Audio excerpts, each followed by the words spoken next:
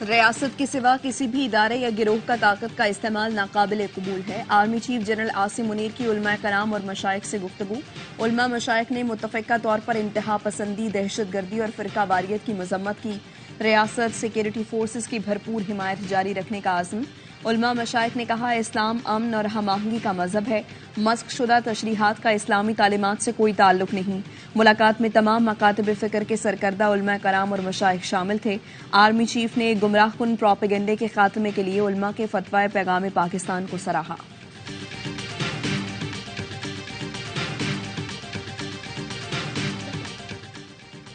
Civilians का military trial कलअदम करार देने का फैसला सुप्रीम कोर्ट में चैलेंज। निगरां वफाकी हुकूमत ने भी अपील दायर कर दी। वजारत कानून और इंसाफ और वजारत दिफा की जानिब से अलहदा अपीलें दायर की गईं।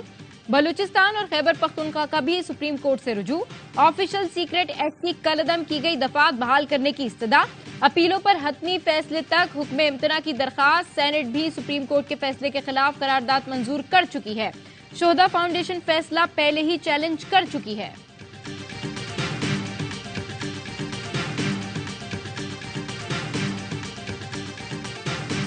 और कलअदम तंजीमों ने फौजी अदालतों के खिलाफ फैसले का खैर मकदम किया। ये इनको खुली छूट दी जा रही है कि कोई भी आकर तनसीबात को उड़ा दे। साबिक वफाकी वजीर फैसल वाडा कहते हैं, अस्करी तनसीबात पर हमला हुआ है तो फौज ही रद्द अमल देगी, कोई और नहीं। चेयरमैन पीटीआई ने दौरान समाअत डाइस पर आकर कहा, लोगों का एतमाद खत्म करने के लिए अलकादिर ट्रस्ट का झूठा केस बनाया गया है, जो एक नाकाम कोशिश है। पीटीआई वकील लतीफ खोसा ने मीडिया को बताया, चेयरमैन पीटीआई ने अदालत को कहा, लोग मुझ पर एतमाद करते हैं, जो पैसे दिए वो ट्रस्ट को दे दिए, मैंने या खानदान के किसी फर्द ने कोई फायदा नहीं लिया। ये झूठा केस एक नाकाम कोशिश है।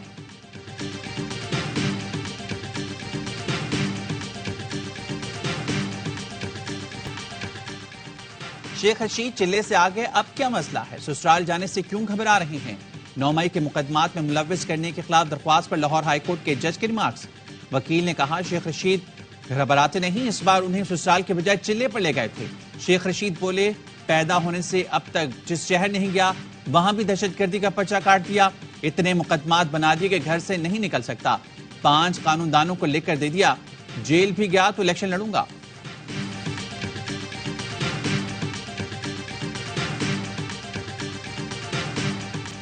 एमक्यूएम बिल्कुल फारिग हो चुकी, सहारे तलाश कर रही है, दर्द की ठोकरें खा रही है, कोई राब्ता नहीं करेंगे। सईद गनी की लफ्जी गोलाबारी, कहा एमक्यूएम दफन हो चुकी। एमक्यूएम अब पीएसपी के नरगे में है। मोहम्मद हुसैन कहते हैं, जब से एमक्यूएम मुत्तहिद हुई है, पीपल्स पार्टी की नींदें उड़ चुकी हैं। सईद गनी से कहता हूं, इसी मुर्दा घोड़े पर बैठकर आप हुकूमत में आए थे। एमक्यूएम की ही बदौलत बिलावल ने 40 मुल्कों के दौरे किए। मुल्क में महंगाई की शरह में तकरीबन 10% का रिकॉर्ड इजाफा। हफ्तावार महंगाई की शरह 40% से तजावुज कर गई। इदारे शुमारियात ने आदादो शुमार जारी कर दिए। एक हफ्ते में 25 अशिया की कीमतों में इजाफा रिकॉर्ड किया गया। चाय का पैकेट तकरीबन 50 रुपए महंगा। दाल मसूर 16.5 रुपए, चिकन 14 रुपए फी किलो महंगी हुई। 20 किलो आटे का थैला 72 रुपए। एक हफ्ते में एलपीजी सिलेंडर की कीमत 63 रुपए 37 पैसे बढ़ी।